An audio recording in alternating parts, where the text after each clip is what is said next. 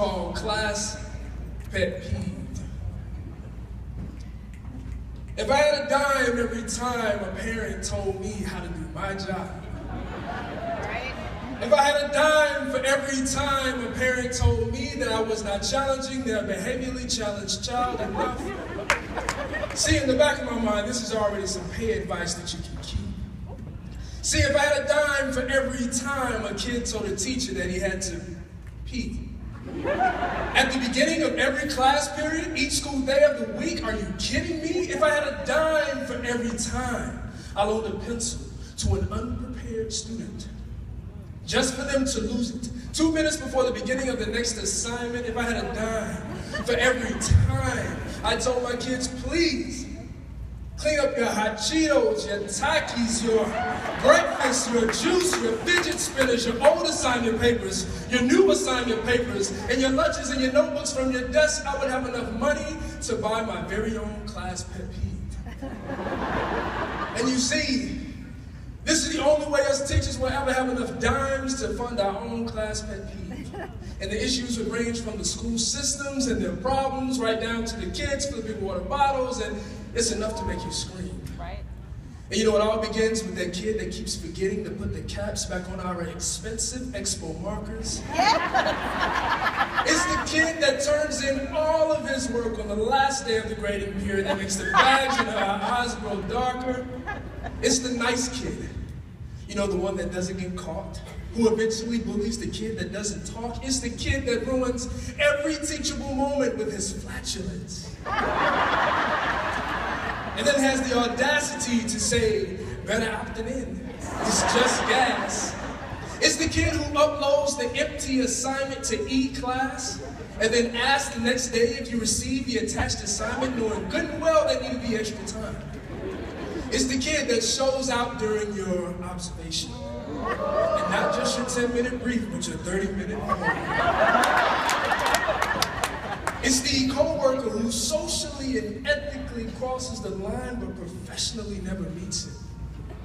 It's the co-worker that heats up their seafood platter before you get a chance to heat up your food, and now your pizza tastes like hush puppies. It's the co-worker that while in a team meeting with parents and a child says quite so eloquently, well, Johnny doesn't act that way with me. It's the parents that don't raise their children as well as grandmama used to raise us, that make a fuss at how it's just our fault that their grades aren't coming up. It's the administrator that doesn't do discipline how you do discipline, or how you make a schedule, or how you would run a meeting. And in all this time, while we enjoy our complaining, our pet peeve keeps feeding. It is eating the negativities that our fixed mindsets keep breeding. And while it feeds, eventually it will become the only thing that we see. It will become the only student in the entire school to which we teach. So I invite you to an opportunity. No, better yet, I implore you to change. I challenge you to teach like every student, every parent, every co-worker, and every administrator had your last name. You see, because we will no longer chastise the child that did not grow up in our perfectly raised homes. And let it be known that when they step inside of our classroom, that the expectations are set by us and us alone, and we will raise those expectations higher, because limboing to excellence isn't anything that we should admire. We will retire every excuse that these bunch of kids are just bad. Because we will teach everything from how to earn an A right down to how to transition from class to class. We will speak one-on-one with our colleagues before we spread gossip about other teachers. And we will empathize and get to know one another before we badmouth our leaders.